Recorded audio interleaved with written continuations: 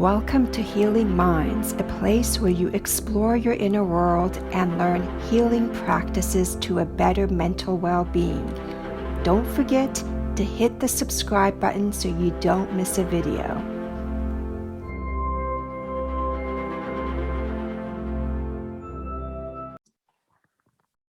Hi everyone, welcome to Healing Minds, a place where you learn healing practices for depression and anxiety. And if you haven't already, please subscribe to my channel if you're interested in this kind of topic and other mental health topics. And don't forget to like this video and comment, if you will.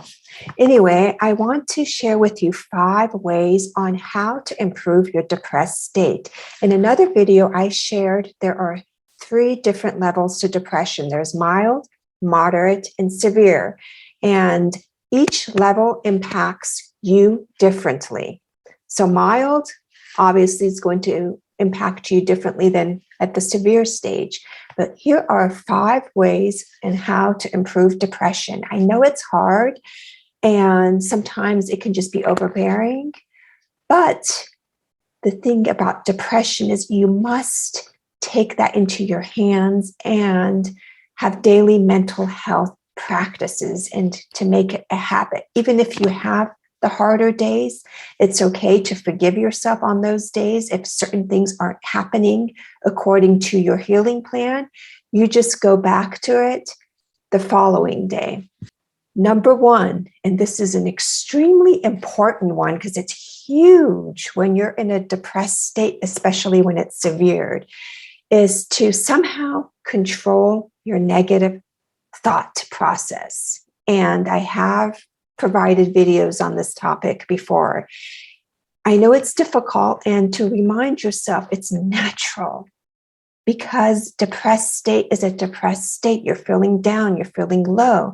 So automatically it's natural to have negative self-talk.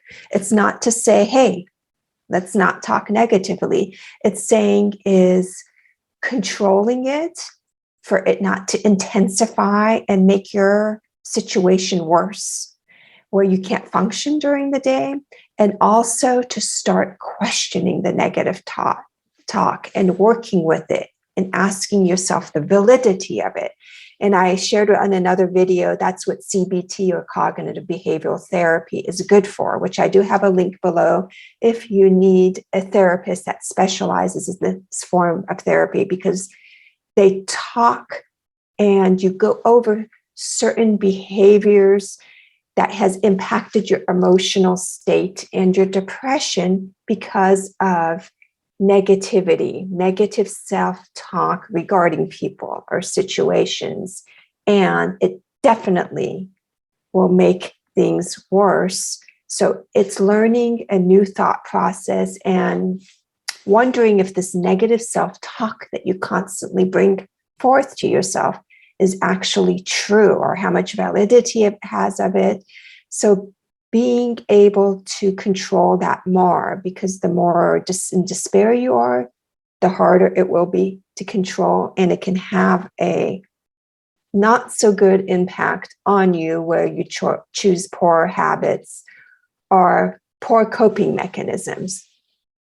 Number 2 is get out of the house, because when you're depressed, you tend to be more homebound or want to be homebound, which is okay. That's also very natural to be in a depressed state.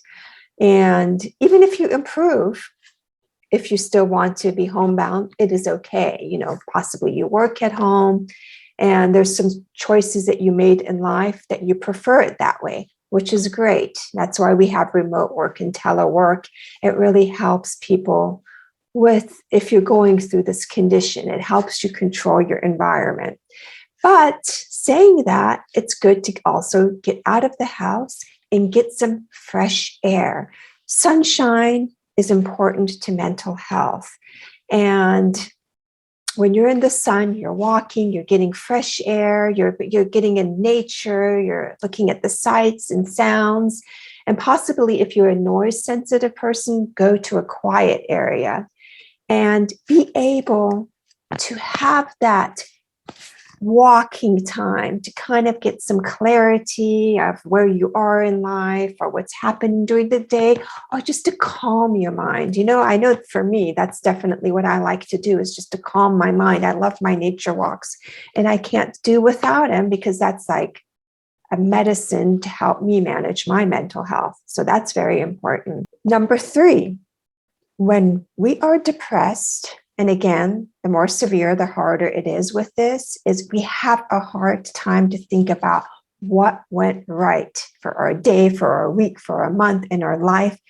It's clouded. We can't see what is going right because we're so hyper focused on what has happened that is bad or awful in our life or devastating. And it's just, we can't get out of that. We just cannot get out of that frame of mind, especially when you have severe depression. And this may be easier with mild depression, where you can, beginning of or end of the day, where you've heard this hundreds of times, the gratitude journal of writing down what went well during the day. And this is part of positive psychology also. Even if you can list 1, 2, or even only 3, that's okay. That's enough.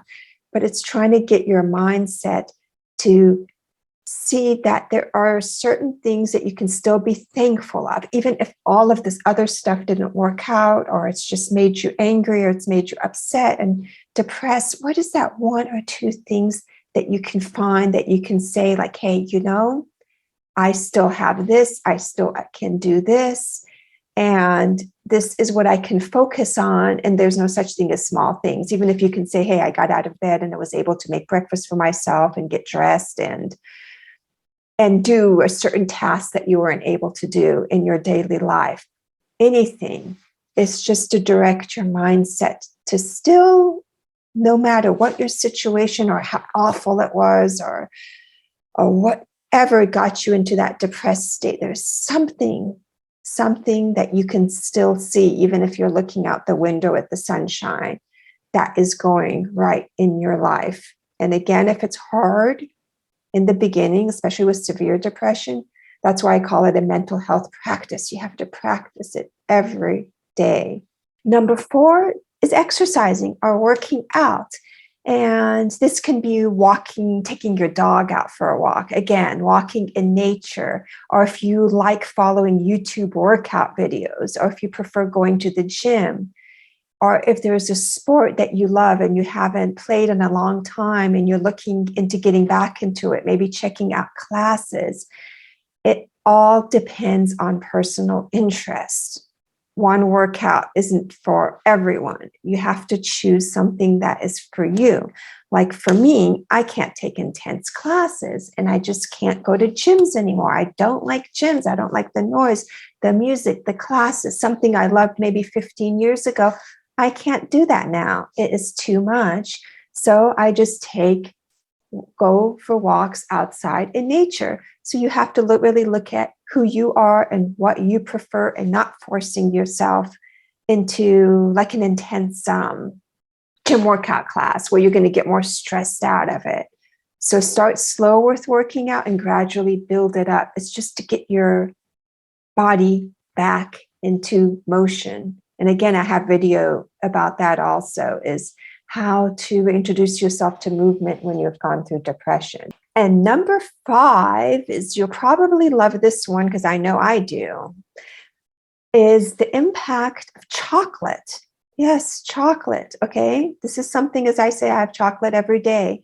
But something different is having hot chocolate or chocolate beverages. There's healthy ones too. If you look, like there's alternative milk products, soy chocolate drinks, or just depending on what your body can handle, is look for some kind of a chocolate drink, because it has antioxidants, polyphenols, and those usually have mental enhancing properties, or give you a mood. Polyphenols have mood enhancing properties. So they give you that boost in your mood. And there have been studies that showed that when you have a rich chocolate drink, it can boost your mood, in addition to having like dark chocolate, which is 70% or more.